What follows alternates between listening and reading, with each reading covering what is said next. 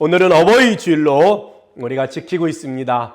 우리 사랑하는 부모님들을 다시 한번 생각하고 늘 너무 가깝고 곁에 있어서 나의 지난 모든 삶들 속에서 함께 하셨던 그분들의 손길을 잊어버리는 그런 것들에서 우리가 오늘 이 하루라도 기념일을 정하여 그렇게 한번 깊이 묵상하고 그리고 그 사랑의 마음을 표현해 보자, 이런 의미로 우리 어버이 주일을 지키고 있습니다.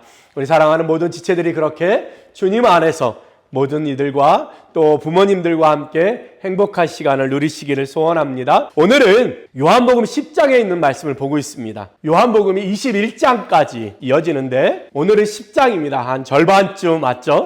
20장에서 부활하시고 21장에서 제자들과 갈릴리에서 이야기를 나누시는 장면으로 마무리가 됩니다. 우리가 요한복음을 보면서 새로운 관점으로 우리가 접근을 했는데요. 숲의 나무를 보듯이 영생이 무엇인지, 말씀이 무엇인지, 거듭남이 무엇인지, 또 생명의 빛이 무엇인지, 이런 나무의 관점에서 하나하나 살펴보는 것도 굉장히 의미 있고 또 그런 일들을 이제까지 해왔습니다. 이제 우리는 뭘 할 거냐면 이 숲의 관점에서 한 걸음 물러나서 이 성경 요한복음 전체에서 요한복음을 기록한 저자가 정말로 우리에게 말해주고 싶었던 내용이 무엇인가, 그것을 찾아서 살펴보고 있습니다. 우리가 1장부터 지금 10장까지 왔는데요. 지난주 9장까지 우리가 쭉 보면서 늘 같은 패턴이다, 이런 생각이 들었어요. 뭐냐면 어떤 한 사건을 이야기하고 그 사건 때문에 벌어진 수많은 논쟁과 이야기들을 뒤에 덧붙인다, 이런 것들을 보게 됐어요. 그러니까 결국은 뭐냐면 이 요한 저자가 이 요한복음을 쓰면서 그 사건을 말할 때 그 사건이 중심이 아니고 그 사건을 통해서 요한복음의 저자가 이야기하고 싶었던 게 있다는 거예요. 그러면 그 이야기하고 싶었던 내용은 무엇일까? 그냥 요한 저자가 아무렇게나 그냥 정해서 쓴 게 아니라 무엇이냐면 그 당시 이 요한복음을 읽었던 그 공동체가 처한 상황이지 않을까, 그런 생각을 해보는 거예요. 저 같아도 제가 만약에 우리 성도님들에게 편지를 써서 보낸다면, 아니면 설교문과 같은 예수님을 소개하는 글들을 써서 보낸다면 아마도 21세기에 우리 해븐힐 교회 성도님들에게 정말로 궁금하거나 필요하거나 꼭 알아야 되는 내용들을 기록하지 않았을까? 그런 생각을 해보면 요한복음의 저자도 동일하게 이 당시 요한 공동체가 가지고 있었던 문제, 질문, 그리고 꼭 알아야 되는 내용들에 대해서 밝히고 있다, 이렇게 보시면 될 것 같아요. 우리 1장부터 9장까지 쭉 보면서 여러 가지 사건들이 있었어요. 그죠? 사마리아 여인도 있었고, 니고데모도 있었고, 38년 된 병자도 있었고, 오병이어 기적도 있었고, 가나안 혼인잔치도 있었고요. 지난주에 태어날 때부터 앞을 보지 못한 이가 눈을 뜨게 되는 장면도 있었어요. 그 장면들, 여러 장면들을 가만히 보면 그 장면들마다 갈급함과 절실함이 있었어요. 이 땅을 살아가는 수많은 사람들이 가지고 있을 그런 절실함, 아니 어쩌보면 그거보다 더 깊은 간절함이 오늘 예수님이 만났던 수많은 사람들 속에 있었다는 거예요. 더 넓은 의미로 보면 그들의 갈급함은 곧 오늘을 살아가는 우리 안에도 여전히 있다는 거예요. 그 갈급함, 그 목마름, 그 어찌할 수 없는 환경과 상황 속에 갇혀서 평생을 그렇게 살 거라고 여겨지며 포기하고 살았던 삶 속에 우리 예수님이 어느 날 다가오시는 거예요. 그리고 예수님이 우리에게 이전에 있었던 방법들, 이전에 있었던 율법들, 이전에 있었던 사람들의 말들이 아니라 오직 로고스 되신 그분께서 오직 말씀으로 우리에게 다가오시는 거예요. 레마 되신 주님께서 우리에게 오셔서 감동을 주시고 그 말씀이 능력이 있어서 안진뱅이도 일으키시고요, 눈먼 자도 눈을 뜨게 하시고 사마리아 여인의 갈급함도 채워주셨다는 거예요. 예수님이 다가오셔서 이런 인생을 살아가는 이들에게 오셔서 말씀으로 치유하신다는 사실, 가르치신다는 사실은 동일한 거예요. 동일한 거예요. 그러고 보면 우리가 21세기 살아가는 우리 성도님들의 삶 속에도 주님은 동일하게 다가오신다는 거예요. 그저 우리가 처한 상황, 우리 육체적인 한계, 그리고 이 상황적인 한계 속에 갇혀있는 우리들, 그래서 목마르고 갈급해서 때로는 죄를 지음으로 그것을 해결해 볼까, 때로는 사람들의 말을 따라가 그것을 해결해 볼까, 그렇게 갈급하다는 거예요. 근데 어떤 이들은 자기가 왜 아픈지도 모르고, 자기가 왜 슬픈지도 모르고, 자기가 왜 우울한지도 모르고, 자기가 왜 이런 상황에 있는지 아픈지도 모르고 살아가는 사람들이 있어요.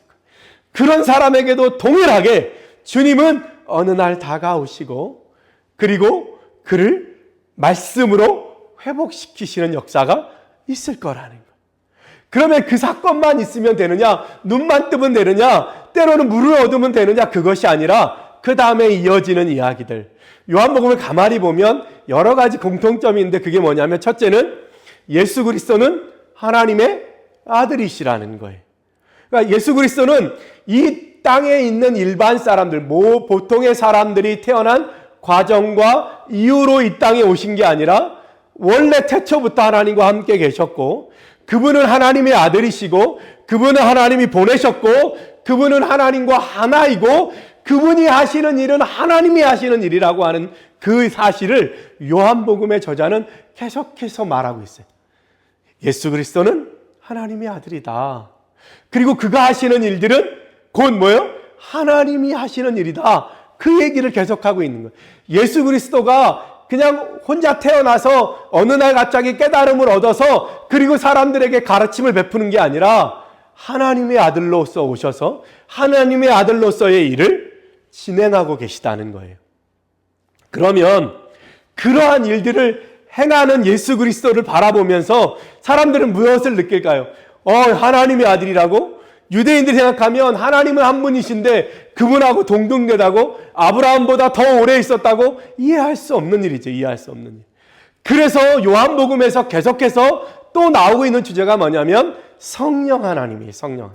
성령께서 오셔서 성령께서 일하시고, 성령께서 그 일이 되게 하시고, 그 일이 하나님의 일이 되게 하시고, 성령께서 예수 그리스도에게 세례를 베푸시고, 그죠?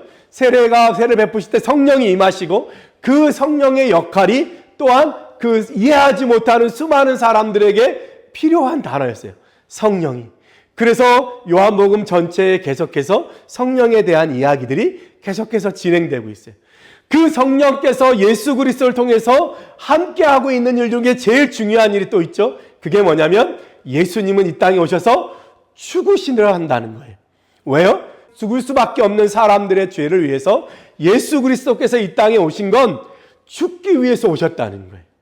그래서 요한복음 전체에서 계속해서 나는 너희들을 위하여 죽기 위해서 왔음을, 이제 하나님의 아들이니까 공경을 받거나 하나님의 아들이니까 성전에 앉아서 사람들의 예배를 받는 게 아니라 죽으러 오셨다는 거예요.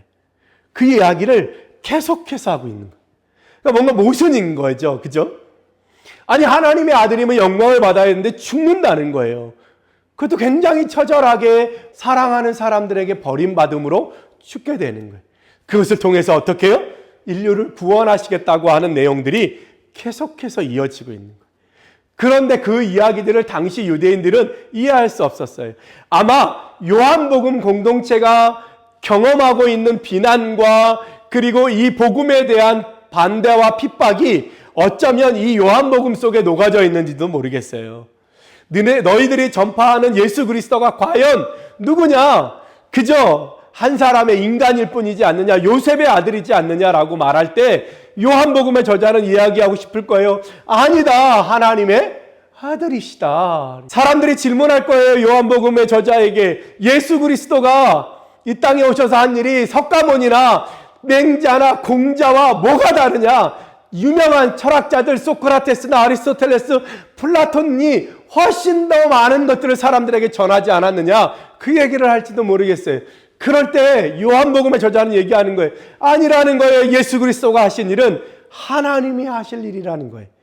하나님이 하시고 하나님이 계획하시고 하나님이 보내셔서 하나님이 이루시는 일이라는 거예요. 그래서 예수 그리스도가 과연 무슨 일을 했느냐? 이 요한복음의 공동체에게 질문했을 거예요. 그럴 때 얘기하는 거예요. 예수 그리스도께서는 오셔서 죽으셨다. 어디에? 십자가에 달리셔서. 왜 그러냐? 예수 그리스도는 말뿐만 아니라 그의 삶을 들여 사람들을 사랑하시고 그것으로 인하여 구원하시기 위해 오셨다. 그 얘기를 하는 걸 거예요. 그죠? 그러고 보면 요한복음에 나온 바리새인들이나 반대하는 사람들은 어찌 보면 요한복음 공동체를 향한 그런 비난하는 사람들의 모습이지 않을까, 그런 생각도 해봅니다. 지난주에 살펴봤던 9장의 내용과 오늘 10장의 절반의 내용은 같은 사건이, 같은 장소에서 벌어진 일이에요. 태어날 때부터 앞을 보지 못하던 맹인을 예수 그리스도께서 말씀으로 눈을 뜨게 하셨어요. 실로암 못에 가서 씻어라. 그것 때문에 문제가 생기죠. 그것이 안식일이었고, 바리새인들이 안식일을 범했으니 그가 선지자가 아니다 얘기할 때, 이 태어날 때부터 앞을 보지 못하던 이는 이야기합니다. 그가 선지자라고 생각한다. 그리고 얘기하죠. 마지막에 가서 다시 한번 얘기합니다. 내가 아는 한 가지가 있는데 그건 뭐냐면 내가 전에 앞을 보지 못하다가 지금 본다는 거다.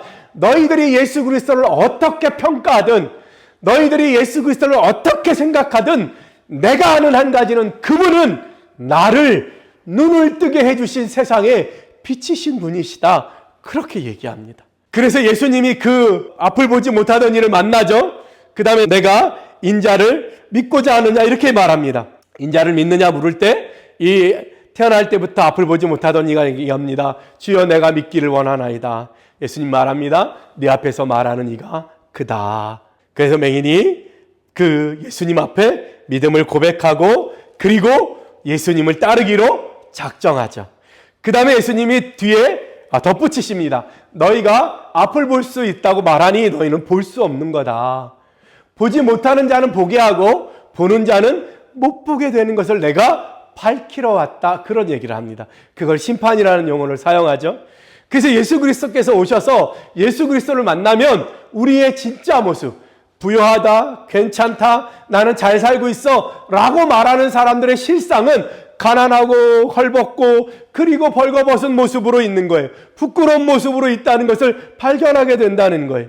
그리고 힘들고 어렵고 지쳐있는 이들에게 심령이 가난한 자에게 베푸시는 하나님의 은혜를 부어주시겠다고 소망과 세상의 빛으로 생수로 다 우리에게 다가오시는 분이다 라고 하는 이야기를 하고 있습니다.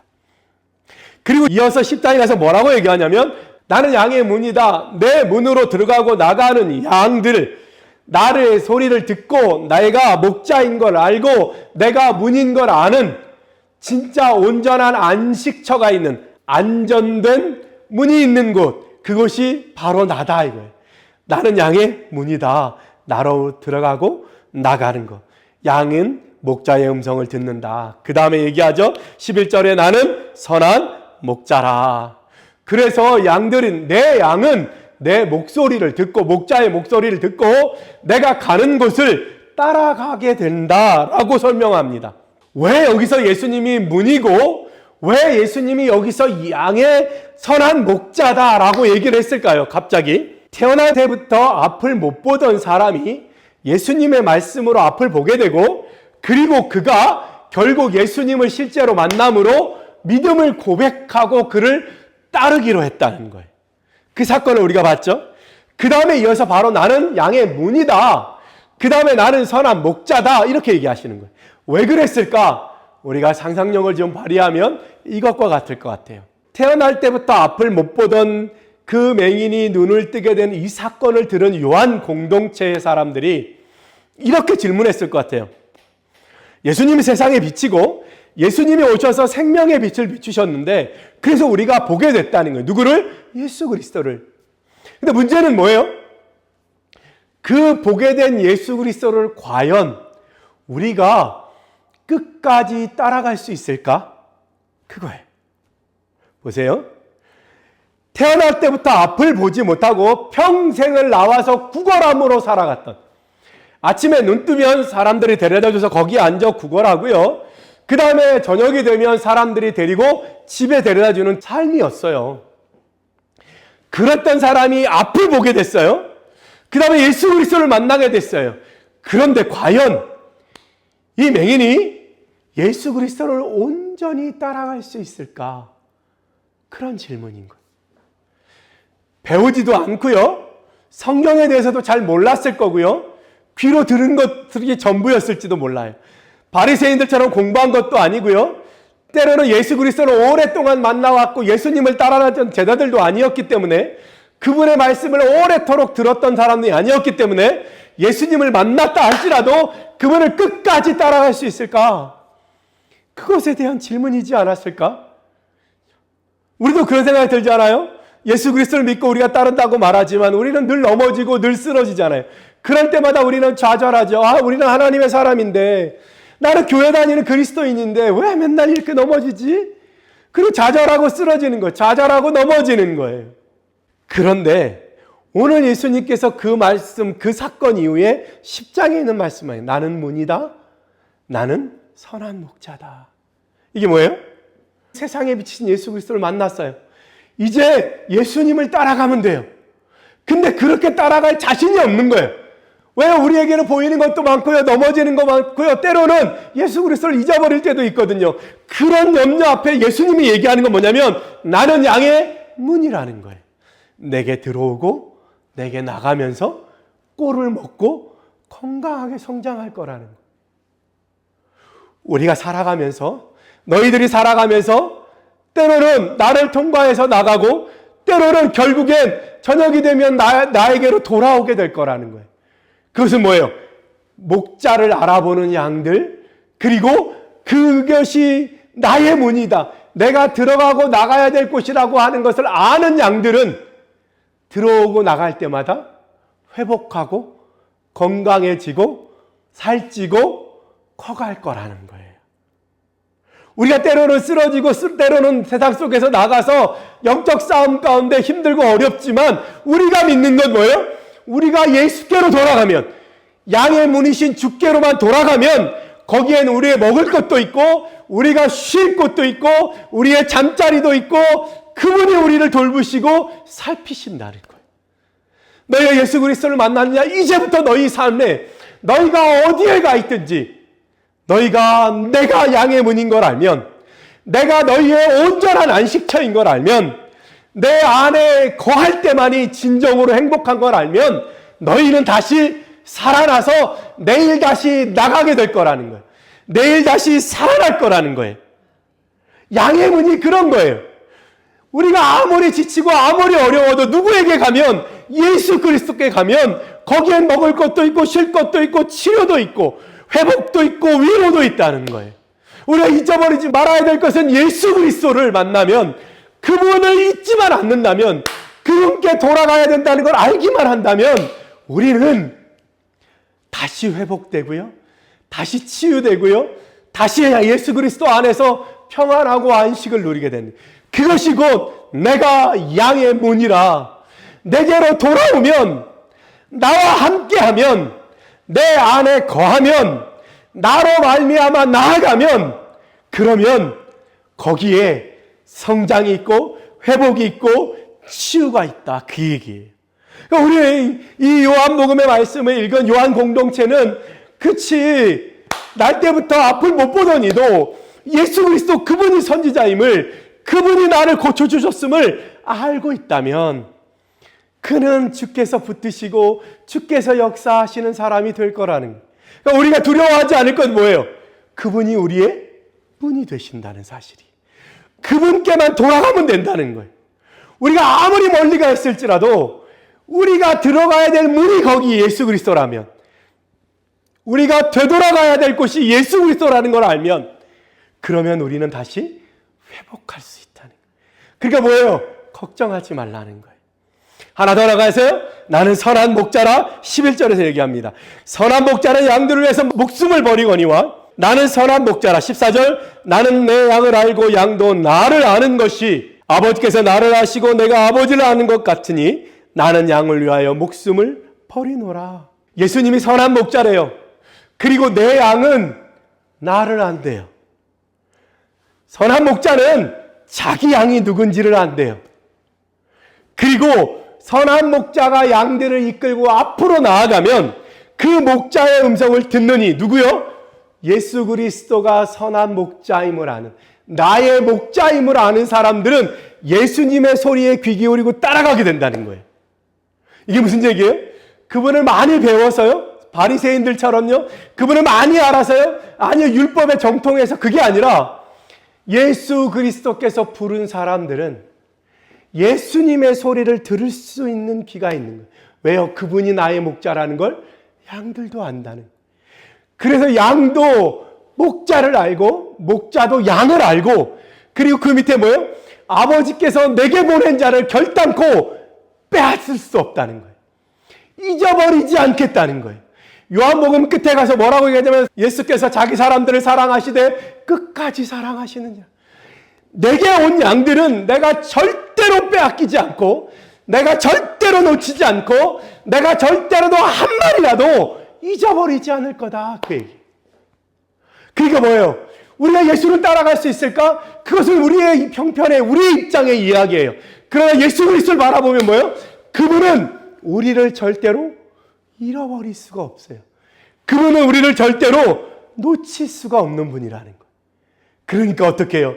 우리가 예수님만 온전히 안다면, 예수님이 나의 목자임을 안다면 우리는 그분을 따라가게 될 거예요. 거기가 어딘지는 모를 수 있지만, 거기가 어떤 곳인지는 모를 수 있지만, 우리가 가는 곳이, 우리 귀에 들리는 것이 오직 목자의 목소리라는 것은 우리는 알게 된다는 거예요.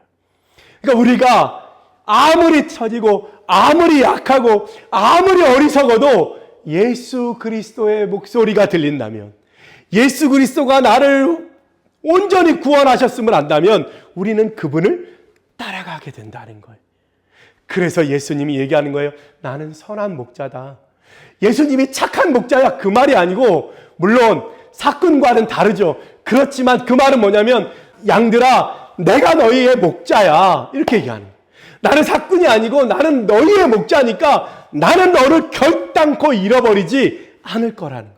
나는 너를 잊을 수가 없고, 너도 내 소리를, 너도 내 음성을 잊지 않게 될 거라는 거예요. 그래서 결국은 뭐예요?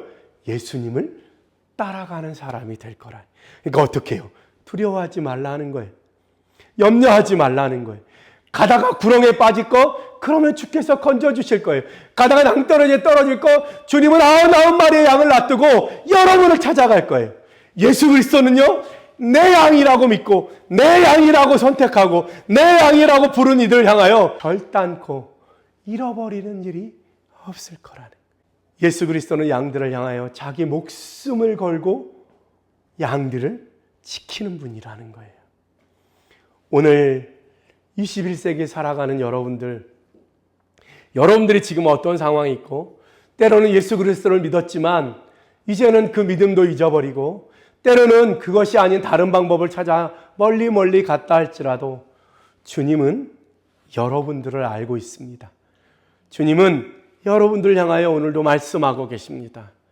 그리고 주님은 오늘도 여러분들을 향하여 나는 너의 목자다.